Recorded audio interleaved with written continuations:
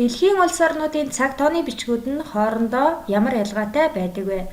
Ажлын хуудас 1-ийг ажиглаарай. Аль баярыг нь тэмдэглэх дуртай вэ?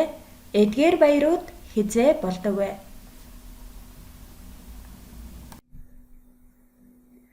Баримтыг уншаад хариултаа шалгацгаая. Баримт 1. Шинэ жилийн баярыг Христийн шишинт ихэнх улс орн Григорийн буюу аргын тооллын 12 сарын 31-нд тэмдэглэнэ. Баримт 2. Цагаан сарын баярыг Бэлгийн тооллын хаврын тэргүүн сарын шөнийн 1-нд тэмдэглэнэ. Цагаан сар нь 2017 онд 1-р сард, 2021 онд 2-р сард болжээ. Бидний мэдэх баяр учраас та нар зөв нөхсөн байхаа. Монголчууд Бэлгийн тооллоор цагаан сарын баярыг өөр сард тэмдэглэдэг. Харин өөр улсуудад уламжилт цаг тооллыг баримтлан тэмдэглэдэг ямар баяр байдаг вэ? Дараах мэдээллийг анхааран үзээрэй. Аялд гарах гэж буй 2 залуу Курбан баярын баярыг хизээ тэмдэглэдэг тухай маргажээ. Баярыг 9 сард тэмдэглэж байсан. Би Дагестанд албах үеэр харсан.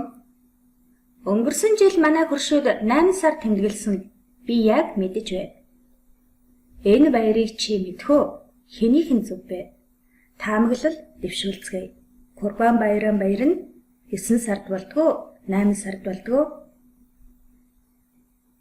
Баримтыг уншаад хариултаа шалгацгаая. Баримт 3.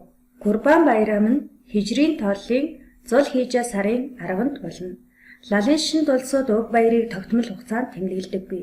Жишээ нь 2016 оны 9 сарын 10-нд, 2021 онд 8 сарын 18-нд болжээ. Та нар юу гэж таамагласан бэ? Хэнийх нь зөв бэ?